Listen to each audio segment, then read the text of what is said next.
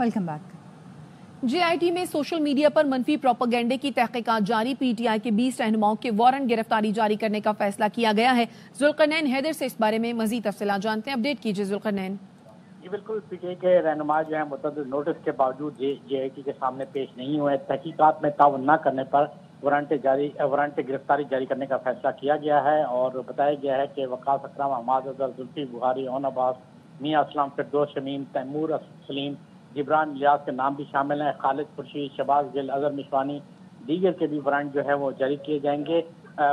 तमाम रहनुमाओं की रिहाइशगाहों पर नोटिस की तामील भी करवाई गई। पुलिस ज़रा का ये कहना है कि सिर्फ ब्रेस्ट घोष, शिबली फराज, अलीमा खान, आलिया हमजा जो है ये पेश हुए हैं।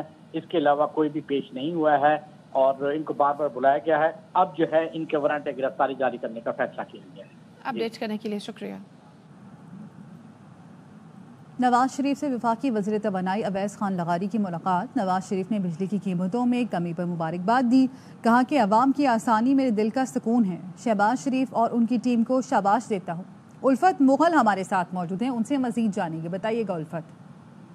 जी, मुस्लिम लीग नून के सदर मियां मोहम्मद नवाज शरीफ से वफाकी वज़ीर तवानाई सरदार अवैस खान लगारी ने मुलाकात की है। इस मुलाकात में साबिक वज़ीर आज़म मोहम्मद नवाज शरीफ ने वफाकी हुकूमत और सरदार अवैस लगारी को बिजली की कीमतों में कमी पर मुबारकबाद दी है और मियां मोहम्मद नवाज शरीफ ने कहा कि ये मामला मेरे दिल के बहुत करीब है और मुझे बहुत खुशी हुई कि अवाम को रिलीफ मिला है। उन्हें तवक्को है कि वफाकी हुकूमत शहबाज शरीफ की क़यादत में मजीद बेहतर इक़दाम करेगी।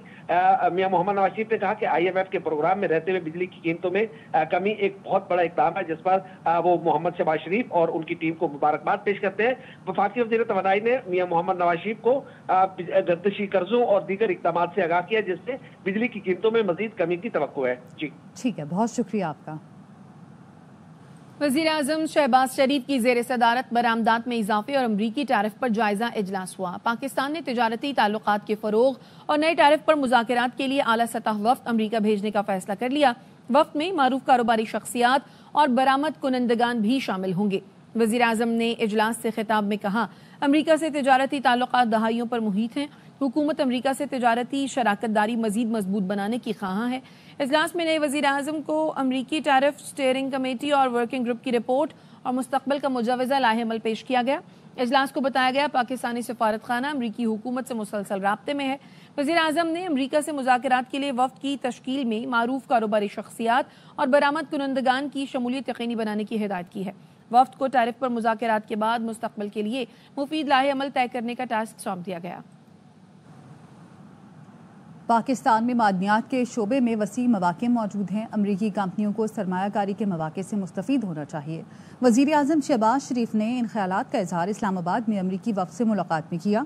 वज़ीर आज़म ने कहा, पाकिस्तान अमरीकी सदर ट्रंप और इंतज़ामिया के साथ मिलकर काम करने की ख्वाहिश रखता है। वज़ीर आज़म शहबाज शरीफ ने फोरम में अमरीका की शिरकत का खैर मक़दम किया। अमरीकी वफ़द में Eric mayor, senior bureau official और कायम मकाम असिस्टेंट सेक्रेटरी और bureau of south and central Asian affairs शामिल थे। वफ़द ने अमरीकी कंपनियों की जानिब से सरमायाकारी में दिलचस्पी से आगाह किया।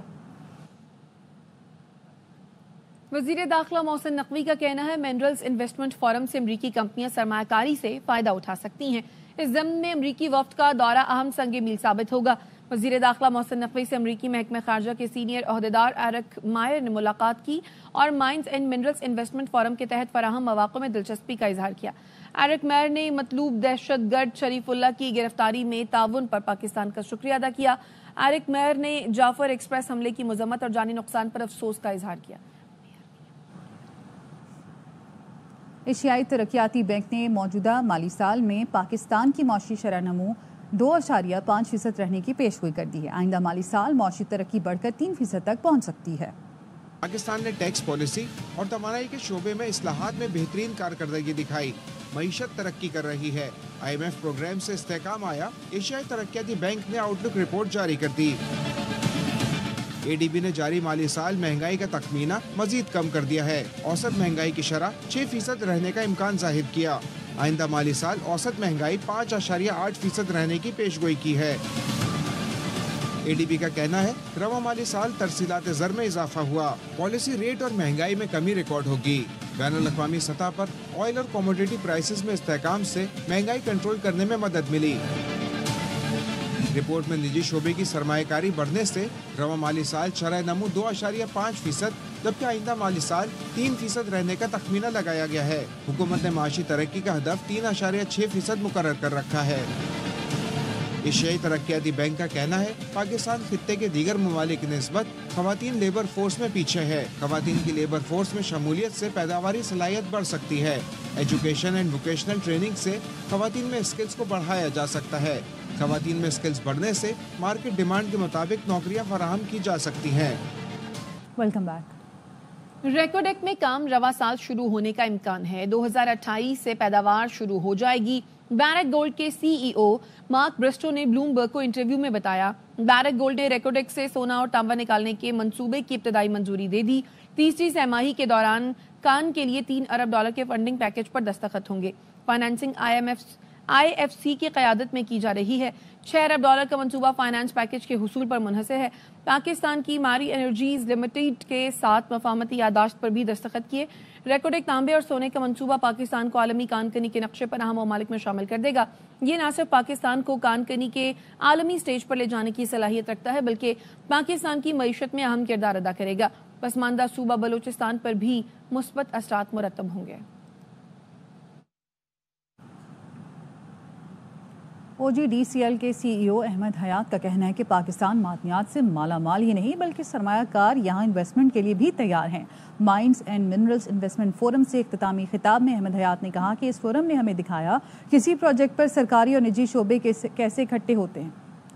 A declaration that Pakistan is not just mineral rich, investor ready. A declaration that we are not waiting for the future, we are building it now with clarity, confidence and collaboration. This forum has shown us what is possible when silos are broken, when public and private sectors come together. We are committed to providing a transparent, secure and enabling environment. The conversations that started here must evolve into real partnerships. The ideas shared here must now shape investment. Look forward. वज़ीर ख़ज़ाना मोहम्मद औरंगज़ेब से अलवरीज़न martial के वफ़द ने मुलाकात की है। एलामिये में कहा गया है कंपनी के पाकिस्तान में क़याम से हुकूमत को निजकारी में मदद मिलेगी। वज़ीर ख़ज़ाना ने कहा अलवरीज़न मार्शल की दिलचस्पी का खैर मक़दम करते हैं। सरमायाकारी के मौक़े को मौसर अंदाज में खोलने के लिए कंपनी के मुमकिन किरदार को सराहते हैं। हुकूमत बिजली की तक़सीमकार कंपनियों की निजकारी तेज़ करने के लिए पुरअज़्म है। अब तक 24 सरकारी इदारों को निजकारी की फहरिस्त में शामिल किया जा चुका है। गुज़श्ता 14 माह के दौरान मौशी इस्तेहकाम ने मार्केट को नई जिंदगी बख्शी है। मोटरवेज पर सिंध के तहकीक तहफ़्फ़ुज़ात जायज़ हैं। सखर हैदराबाद मोटरवे के तामीर जल्द शुरू करेंगे। संजय साधवानी हमारे साथ मौजूद हैं, उनसे मजीद जानेंगे। बताइएगा संजय। जी बिल्कुल, वज़ीर आज़म पाकिस्तान शहबाज शरीफ की जानिब से वज़ीर आला सिंध को खत लिखा गया है। उन्हें कहा गया है कि सखर हैदराबाद मोटरवे पर जो आपके तहफ़्फ़ुज़ात हैं वो जायज़ हैं। वफाकी हुकूमत को इन तहफ़्फ़ुज़ात का अज़ाला करेगी। आइंदा PSD में हैदराबाद सखर मोटरवे शामिल किया जाएगा। वज़ीर आला सिंध को बताया गया है कि मैंने जब ये ओहदा संभाला तो उस वक्त ही इस मोटरवे को बनाने के लिए कोशिश की थी, लेकिन पब्लिक प्राइवेट पार्टनरशिप में हमें नाकामी का सामना करना पड़ा। लेकिन हम आपको यकीन दिलाते हैं जल्द ये मंसूबा शुरू किया जाएगा। ठीक है, बहुत शुक्रिया आपका अपडेट करने के लिए। वज़ीर आज़म से मुलाकात के बाद अमीर जमात इस्लामी हाफिज नईम उर रहमान प्रेस कॉन्फ्रेंस कर रहे हैं।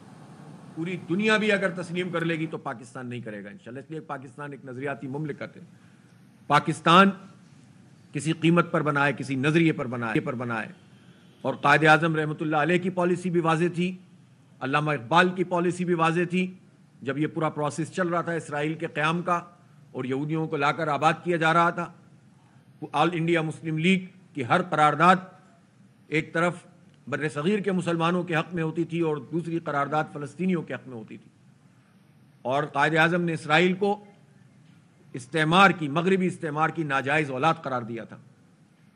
इसलिए हम ये समझते हैं, और मैंने पिछले प्रेस ब्रीफिंग में भी कहा था कि जब अमेरिका के दौरे के मौके पर वज़ीर आज़म लियाकत अली ख़ान शहीद जब वो वहाँ पहुँचे थे, उस वक्त जब जिंदा थे, तो उनसे जब अमेरिकी कांग्रेस के साथ उनकी मीटिंग हुई और उनके खुतबे के बाद जो स्पीकर थे कांग्रेस के, उन्होंने जब अपनी तरफ से ये बात कही कि अगर पाकिस्तान इसराइल को तस्लीम कर ले, इसलिए कि फासला भी बहुत है, कोई मसला भी नहीं है आपका, तो आपको ये और ये और ये मराहत मिल सकती हैं, تو اس پر بہت واضح طور پر لیاقت علی خان نے کہا تھا کہ our soul is not for sale.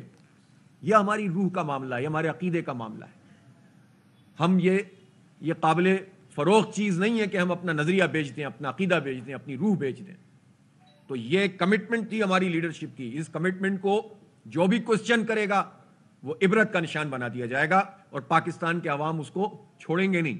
یہ بہت واضح طور پر میں اپنی پالیسی کے طور پر جماعت اسلامی کی طرف سے اور پاکستان کے عوام کی طرف سے کہنا چاہتا ہوں.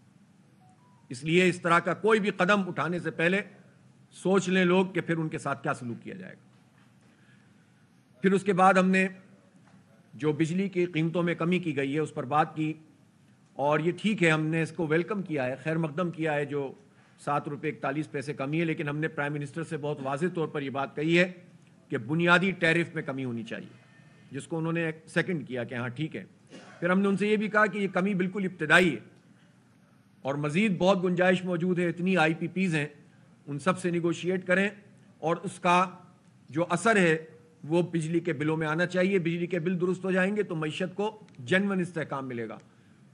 صحیح بات یہ ہے کہ اس وقت حکومت جتنے بھی اعداد و شمار پیش کر دے، جب آپ بازار میں جاتے ہیں اور گھر کا سودا خریدتے ہیں اور اپنی تنخواہ کو دیکھتے ہیں اور اپنے بلوں کو دیکھتے ہیں تو پتہ چل جاتا ہے کہ ملک میں مہنگائی کی شرح کیا ہے. یہ حکومت کے بتانے سے شرح کم نہیں ہوتی مہنگائی کی. یہ ہماری قوت خرید اور جو حالات ہوتے ہیں گروسری سٹور پر، اس سے پتہ چلتا ہے کہ مہنگائی ہے کہ کچھ چیزیں سستی ہو گئی ہیں. کوئی ایک چیز بھی سستی نہیں ہو رہی ہے. اس موقع پر پیٹرول کی قیمت بھی عالمی مارکیٹ میں اب $61 فی بیرل ہو گئی ہے. تو اس کا امپیکٹ پاکستان کے عوام کو ملنا چاہیے. ہم نے بہت واضح طور پر یہ بات کہی کہ ہمارا بہت واضح مطالبہ ہے، کور ایشو ہے، اور یہ پاکستان کے لوگوں کا مسئلہ ہے کہ تنخواہ دار طبقے سے آپ اتنی کٹوتی کر رہے ہیں. بڑے بڑے جاگیردار، ان کو کچھ نہیں کہا جاتا. عام کسانوں کا بیڑا غرق ہو جاتا ہے. بڑے جاگیردار مزے کر رہے ہوتے ہیں، ان سے انکم ٹیکس نہیں لیا جاتا. اور تنخواہ دار آدمی، پروفیشنل آدمی، اس کے تنخواہوں سے اتنے ڈائریکٹلی جو ہے وہ ٹیکس کٹ جاتا ہے. اس سلیب کو ریوائز کریں. انہوں نے ہم سے کہا تو ہے کہ ہم اس پر کام کر رہے ہیں. پی رہنما ڈاکٹر عبد المالک بلوچ کہتے ہیں کہ نواز شریف بلوچستان کے مسائل کے حل کے لیے کردار ادا کریں. مسلم لیگ نون کے قائد سے ملاقات کے بعد میڈیا سے گفتگو میں کہا کہ میاں صاحب نے جیسے 2013 میں بلوچستان کے مسائل حل کیے اب بھی کریں. رہنما مسلم لیگ نون سعد رفیق نے کہا نواز شریف نے ڈاکٹر مالک کو یقین دلایا ہے وہ بلوچستان میں امن و استحکام، تعمیر و ترقی کے لیے کردار ادا کریں گے. نواز شریف صاحب اور اس کی ٹیم کے خدمت میں عرض کی ہے، بلوچستان کا جو صورتحال ہے اس میں آپ کا کردار بہت ضروری ہے. بی این پی مینگل کا دھرنا اس میں کردار ادا کرے، بلوچستان کے سیاسی قائدین سے ملے تاکہ بلوچستان کا جو ایشو ہے اس کو ہم جس طریقے سے 2013 میں میاں صاحب نے انیشیٹیو لی تھی اسی طرح اس کو ہم ایمیکیبلی حل کریں. ڈاکٹر مالک بلوچ صاحب نے بلوچستان کی تازہ ترین سیاسی صورتحال پر بات کی. نواز شریف صاحب نے ڈاکٹر مالک بلوچ صاحب کو اور ان کی پارٹی کے لیڈرز کو یقین دہانی کرائی ہے کہ وہ بلوچستان کے امن کے لیے، استحکام لانے کے لیے، جمہوری رویوں کے فروغ کے لیے، تعمیر و ترقی کے لیے اپنا سیاسی اور جمہوری کردار ادا کریں گے. وزیر اعلیٰ پختونخوا کا کہنا ہے NFC ایوارڈ میں صوبے کا حق نہیں دیا جا رہا. 256 ارب سے زیادہ کی رقم ہمارا حق ہے. اس حق کے لیے آئینی جنگ لڑ رہے ہیں. ہر فورم پر آواز اٹھائیں گے، عدالتوں میں بھی جائیں گے. دعوے سے کہتا ہوں خیبر پختونخوا پاکستان کا امیر ترین صوبہ ہے.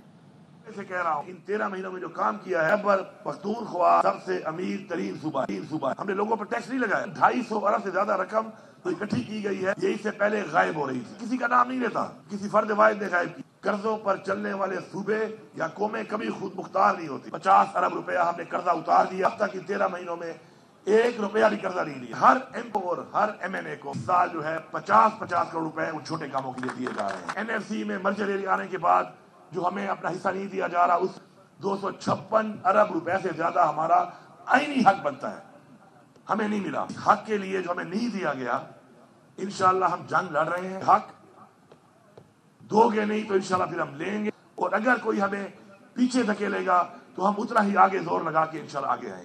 ہم ایک اپنی آواز بلند کر کے ہر فورم پہ اور ساتھ ساتھ عدالتوں میں بھی انشاءاللہ اس پہ کام کر رہے ہیں. ہم بھی حق حاصل کرنے کے بہت قریب ہیں.